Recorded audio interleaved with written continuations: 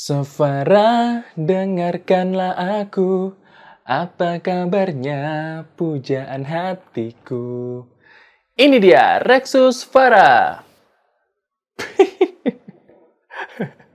Opening macam apa tadi?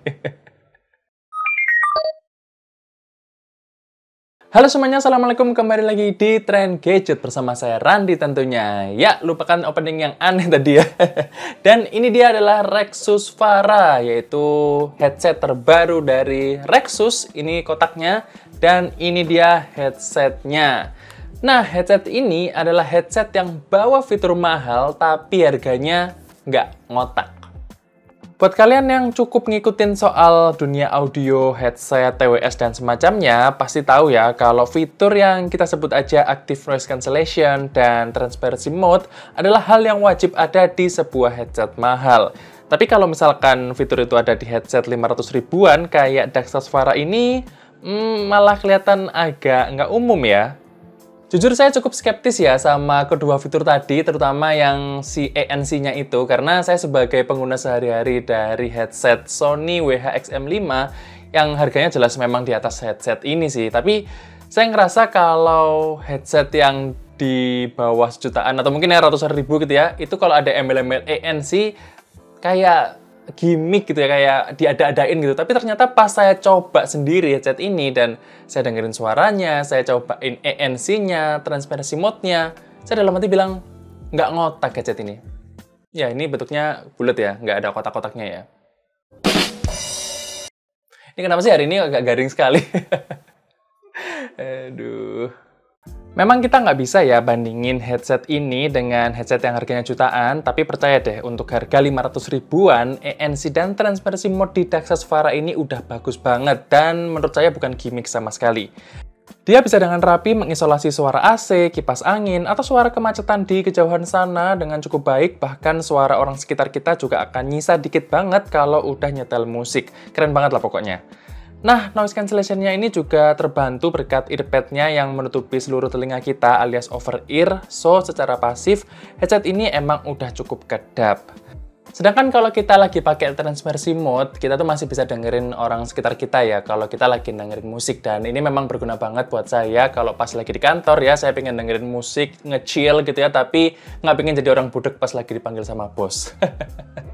Nah, bedanya dengan headset Sony saya yang hitungannya adalah headset premium tadi, si Daxa ini agak beda di karakter suara orang yang di sekitar kita. Kalau misalkan di Sony saya itu, suara orang sekitar itu hampir natural ya, jadi kayak seolah-olah kita nggak pakai headset. Sedangkan kalau di headset ini, suara orang sekitar itu agak artificial gitu, agak buatan, tapi nggak masalah karena tujuan utama dari transparency mode adalah kita tetap bisa dengerin orang sekitar kita walaupun kita lagi dengerin musik. Nah, kita balik dikit soal desain ya. Jadi, kalian lihat di bagian samping ini kan ada slider ya, atau adjusternya gitu. Jadi, kita bisa nyesuaiin panjangnya atau pokoknya fittingnya dengan kepala kita.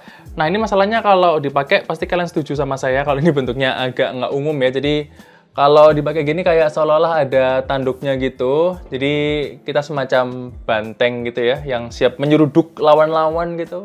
Untung nggak warna merah ya. Walaupun desainnya agak berbeda dari headset kebanyakan, dari segi kenyamanan saya sih nggak ada keluhan ya secara overall dengan headset ini. Earpad-nya empuk dan headband-nya juga cukup tebal busanya. Tapi mungkin bukan selera saya aja sih, karena saya nggak terlalu suka earpad-nya yang terbuat dari bahan kulit sintetis ini, karena pas saya pakai selama 1 jam itu kayak agak panas ya di kulit. Mungkin kulit saya aja atau gimana, tapi ya itu yang saya alami. Oh ya, satu lagi yang saya suka dari desain si headset ini adalah dia tuh bisa dilipat-lipat sampai compact gini ya. Jadi enak banget buat dibawa ke mana-mana, dikantongin di tas gitu ya, bukan dikantongin di kualitas ya, dibawa di tas gitu, tanpa pakai boxnya juga enak banget, kecil gini. Dan ini mengingatkan saya pada Sony XM4 ya, WH-XM4 tuh juga bisa dilipat kayak gini. Cuman yang saya kurang suka adalah kalau misalkan digantungin ini kan kita lagi pakai headsetnya ya, pakai headsetnya kayak gini, terus kita mau istirahatin di leher, dia tuh bentuknya begini, jadi dia kebuka gitu loh, ke luar. Sedangkan saya tuh sukanya kalau headset ya harusnya yang ke dalam gitu ya, dia nggak bisa nih, jadi mentok-mentok kayak gini doang. Nah, harusnya ya itu sih, saya nggak terlalu suka ya yang kebuka gini, karena misalkan ketetesan air gitu atau apa gitu kan kena ke dalamnya gitu ya, saya kurang suka. Tapi ya balik lagi soal desain ya itu selera masing-masing orang aja. Nah, sekarang gimana nih untuk kualitas suara dari headset ini? Saya bisa bilang untuk kualitas suaranya standar aja sih, sesuai dengan harga yang kita bayarkan.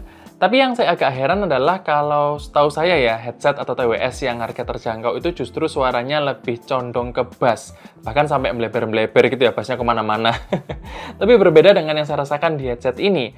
Semua lagu yang saya dengerin berasa agak kopong, bassnya ada sih, tapi kayak nggak nampol sama sekali gitu loh, kayak ngambang aja gitu si bassnya. Semoga kalian bisa kebayang ya sama yang saya ngomongin. Intinya kalau pakai headset ini, saya nggak bisa dapet feel jedak-jeduk gitu kalau dengerin lagu yang apapun lah, mau lagu anime, lagu yang memang jeduk-jeduk yang EDM gitu, saya nggak bisa dapet feel itu di headset ini. Nah, saya juga notice ada satu kekurangan, tapi saya nggak tahu ini disebut kekurangan atau enggak ya di headset yang terjangkau. Jadi si headset ini kalau kita lagi dengerin musik gitu ya, lagi asik, terus kita misalkan lagi dipanggil orang nih. Nah, kita kan akan copot headsetnya kayak gini. Nah, si headsetnya ini nggak ada fitur auto pause dan auto play juga nggak ada pastinya. Jadi, even kita lagi copot headsetnya, lagi naruh di meja, dia tetap nge-play aja si musiknya. Jadi, nggak ada sensor pendeteksi telinga gitu, jadi ini lagi dipakai atau enggak headsetnya itu nggak ada sensornya. Jadi ya udah, kalau misalkan kita copot headsetnya, dia akan tetap ngeplay musiknya sampai HP-nya di pause gitu musiknya. Selain itu, kekurangan lain yang saya rasakan adalah di mikrofonnya yang buat saya agak kurang ya dari segi kejelasan suara dan volume yang kurang keras, sehingga kemarin waktu saya pakai buat nelpon itu agak terganggu lah waktu pakai headset ini. Coba kalian dengerin sendiri deh hasilnya. Oke, jadi ini hasil dari mikrofonnya Rexus Dexa Suara yang sekarang ini lagi saya pairing ke iPhone saya, terus saya rekam pakai aplikasi video biasa.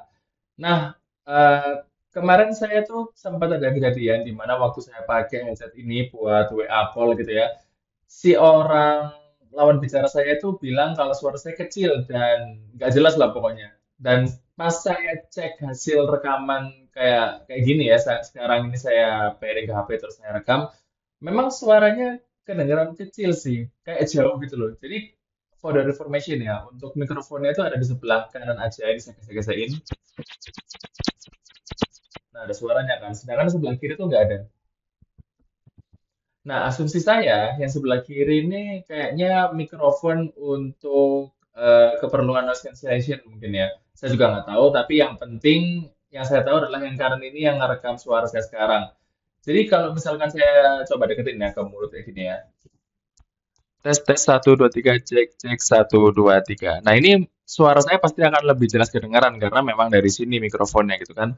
Nah, kemarin itu ini saya pakai lagi gimana ya? Nah, kemarin itu, jadi pas saya pakai WA call dan nggak jelas suaranya, saya jadi punya kesimpulan kayaknya headset ini tuh nggak terlalu cocok ya buat kalian yang suka meeting online atau WA call pakai headset ini. Kayaknya kurang cocok untuk lawan bicara kalian, kasihan kalau dengerin suara kalian itu susah gitu ya. Jadi buat saya headset ini kayaknya fokus untuk dengerin musik aja sih. Untuk mengoperasikan headset ini, kita disediakan total 4 tombol fisik di sini, di mana satu tombolnya itu ada di sisi earpad kanan untuk ganti-ganti mode antara mode normal, transparency mode, dan mode noise cancellation. Sayangnya nih, kalau kita lagi matiin headset ini, mode yang terakhir kali kita pakai, misalkan noise cancellation gitu ya, itu nggak akan tersimpan. Jadi pas dihidupin lagi headsetnya, dia akan balik ke mode normal. Nah, di 3 tombol sisanya ini, kita bisa melakukan beberapa hal yang sama seperti headset pada umumnya. Kita bisa play pause lagu, ganti lagu, atur volume, terus juga angkat dan tutup telepon, itu bisa semua di 3 tombol ini. Nah, kita juga bisa pairing ya dengan menggunakan tombol ini. Jadi kita tekan tombol yang tengah gitu, tombol powernya itu kalau kita tekan lama, kita akan masuk ke mode pairing. Tapi ada satu hal yang saya agak bingung ya di sini, karena di buku manualnya dia bilang dia bisa multi connect, jadi satu perangkat ini bisa di 2 HP misalkan. Cuman tadi pas saya coba gitu ya, satunya saya connect ke HP dan satu lagi saya coba connect ke laptop gitu, dia nggak bisa. Jadi kayak kalau udah connect ke laptop, di HP itu nggak bisa connect. Jadi saya bingung nih, ini beneran bisa multi connect atau enggak. Mungkin kalau kalian lagi nonton reviewer lain bahas ini, mungkin kalian bisa lihat apakah dibahas di situ. Tapi intinya yang saya coba selama beberapa hari ini, saya agak gagal nih pakai multi connect-nya di sini. Untuk konektivitas, headset ini punya dua mode koneksi ya. Yang pertama pakai Bluetooth tentu aja, yang kedua adalah pakai kabel. Tapi perlu diingat ya, pas kita pakai mode kabel atau mode wired, itu mic-nya nggak aktif. Jadi kalau misalkan kita pakai mode kabel ya cuman bisa buat dengerin doang. Mic-nya sih tetap dari laptop gitu, misalkan kalau dipasang di laptop. Saya udah pakai headset ini total mungkin sekitar 3-4 jaman gitu ya, dan sampai sekarang sih itu belum habis baterainya. Tapi jujur saya belum ngetes sampai bener-bener mati kehabisan baterai ya, karena mungkin bakal panas banget kuping saya dengerin. Jadi saya belum bisa komen soal ketahanan baterainya. At least di sini saya udah seneng banget karena dia udah pakai port USB Type-C buat ngecas, sehingga saya nggak perlu repot-repot cari kabel buat ngecas dia. Oke, so kesimpulannya dengan harga 500 ribuan aja, kita tuh bisa dapat sebuah fitur mahal dari sebuah headset, yaitu noise cancellation yang mantep di Rexus Dasas Vara ini.